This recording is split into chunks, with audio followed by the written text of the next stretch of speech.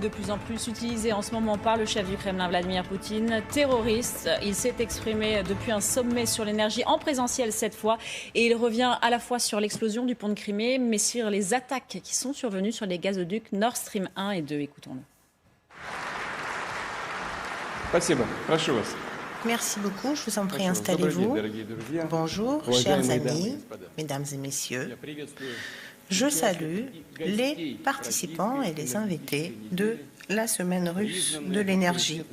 C'est un forum de dialogue reconnu sur des sujets clés de l'énergie au niveau mondial.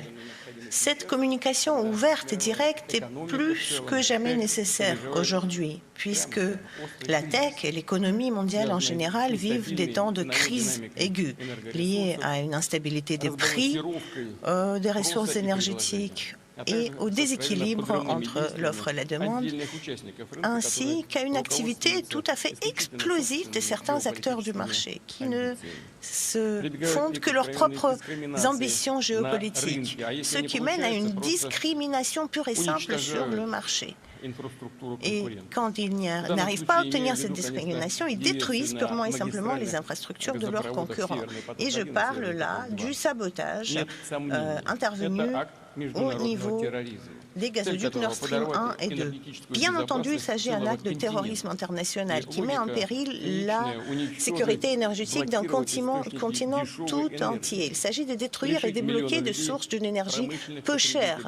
Il s'agit de priver de millions de personnes, de consommateurs, des usagers, du gaz, de la chaleur, de l'énergie, d'autres ressources énergétiques et leur forcer la main afin qu'ils achètent une énergie beaucoup plus chère. Cette attaque est un précédent extrêmement dangereux. Il montre que n'importe quelle infrastructure critique, qu'elle ce soit une infrastructure de transport ou une infrastructure énergétique, est aujourd'hui menacée. Peu importe qui gère cette infrastructure, est-ce qu'elle se trouve sur un continent, sous la terre ou sous la mer? Il ne faut pas, et je ne souhaite pas trop m'étaler sur ce sujet lors de cette semaine de l'énergie, mais l'on peut y voir la confirmation de cette situation dans l'explosion du pont de Crimée. Nous avons dit plus d'une fois que le régime de Kiev organise des assassinats politiques, tue les civils, torture les civils, organise des nettoyages ethniques. Parfois, ils se rendent compte qu'ils sont pris le main dans le sac quand ils publient leurs propres vidéos. Ils les effacent, mais il est trop tard. Et leur comportement, c'est aussi les attaques sur la centrale des Zaporižier, sur la centrale nucléaire de Kursk et des tentatives d'explosion sur le gazoduc Turkish Stream. Alors, tout ça est enregistré, tout ça est prouvé et on peut se poser la question, qui est le bénéficiaire de tout cela ? Qui est celui qui a son intérêt dans ces conflits? Et il est évident qu'il s'agit de celui qui veut rompre complètement le lien entre la Russie et l'Union européenne, qui souhaite définitivement affaiblir la souveraineté technologique et politique de l'Europe, qui veut s'approprier le marché européen. Mais c'est également celui qui a la capacité technique d'organiser ce type d'explosion et qui l'a déjà fait par le passé. Il a été attrapé le main dans le sac, mais il est resté impuni. Et ce bénéficiaire, il est évident de qui il s'agit.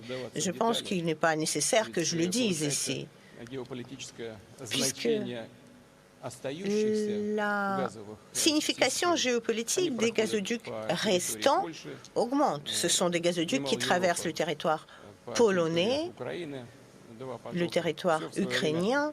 Tous ces gazoducs ont, il y a quelque temps, été construits et leur construction a été financée sur ses propres denrées par la Russie. Bien sûr, c'est dans l'intérêt de ces pays, mais également des États-Unis qui peuvent aujourd'hui fournir leur gaz liquéfié à des prix très élevés. Donc, comme on dit chez les bons énergéticiens, highly likely. Très probablement, on voit de qui il s'agit quand on parle de ces bénéficiaires. Donc, on ne peut plus facilement aujourd'hui imposer le gaz liquéfié américain qui ne fait pas la concurrence au gaz russe. Bien sûr, ces prix sont beaucoup plus élevés, nous le savions avant, et c'est encore plus vrai aujourd'hui. En plus, il ne s'agit pas que du prix, cela implique d'autres risques. Ces approvisionnements sont très instables, ils peuvent tout à fait faire demi-tour et se diriger vers une autre région du monde. Et nous en avons été témoins il y a très peu de temps. Les navires américains qui amenaient le gaz liquéfié vers l'Europe faisaient demi-tour et allaient ailleurs puisqu'on leur en avait proposé un prix plus élevé. Et donc les intérêts des acheteurs européens étaient purement et simplement ignorés.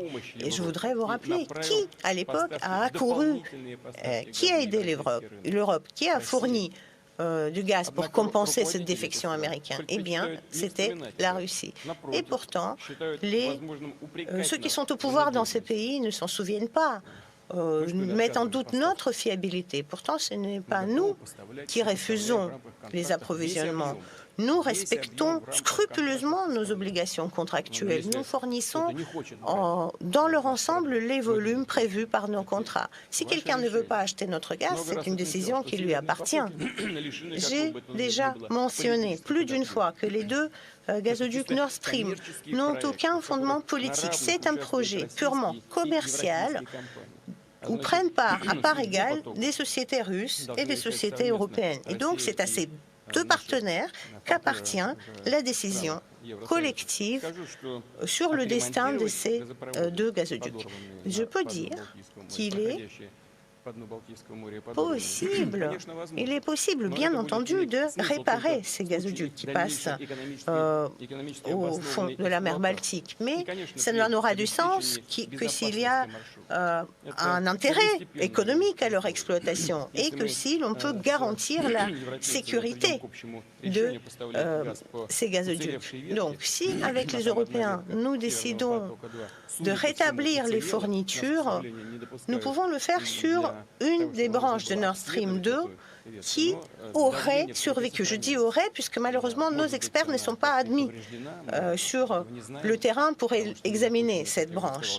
Alors, nous subodorons qu'elle fonctionne, qu'elle est fonctionnelle en tout cas, puisque la pression est maintenue. Sa puissance est de 27,5 milliards de mètres cubes annuel, ce qui représente à peu près 8% de toutes les importations de gaz européen. La Russie est tout à fait prête à fournir ce gaz. La balle est dans le camp de l'Union européenne. S'ils le souhaitent l'acheter, il leur suffit d'ouvrir le robinet, tout simplement. Et je le répète, nous ne limitons personne. Nous sommes tout à fait prêts à fournir de l'énergie lors de cette période automnale et hivernale. Pendant cette semaine russe de l'énergie, nous avons parlé plus d'une fois de la nature et des raisons de cette crise énergétique européenne. En premier lieu, il s'agit d'une passion un peu exagérée pour les énergies renouvelables. Bien sûr, il faut travailler sur le renouvelable, sur l'énergie éolienne, solaire, l'énergie des marées, l'hydrogène, bien sûr, il faut le faire. Bien sûr, il faut les développer, mais il faut tenir compte des volumes de consommation de ces types d'énergie, de la demande, de la croissance économique mondiale et du niveau de développement de ces technologies. Il ne faut pas mettre la charrue avant des bœufs pour des raisons politiques ou purement conjoncturelles, de politique intérieure parfois. Et pourtant, c'est ce qui s'est passé. L'on a refusé le nucléaire, l'on a refusé également des contrats à long terme dans le domaine gazier. Nous sommes passés sur un modèle de marché spot ou de marché à terme.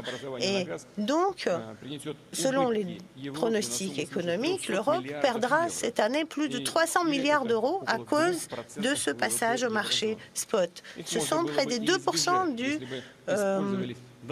PIB de la zone euro. Et ces pertes auraient pu être évitées si nous avons utilisé des contrats à long terme rattachés au prix du pétrole. Dans cette salle, je parle devant des professionnels et tout le monde dans cette salle comprend que la différence entre le marché spot et le marché à long terme est triple ou quadruple. Et alors, qui est à l'origine de ça? Est-ce que c'est nous? Pas du tout.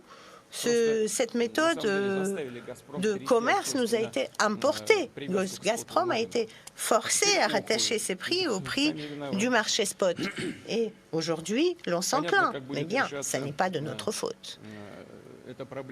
Ce problème de prix élevé, comment va-t-il être résolu? Nous l'avons vu par le passé pour d'autres groupes de marchandises. Tout simplement, l'on fait marcher la planche à billets.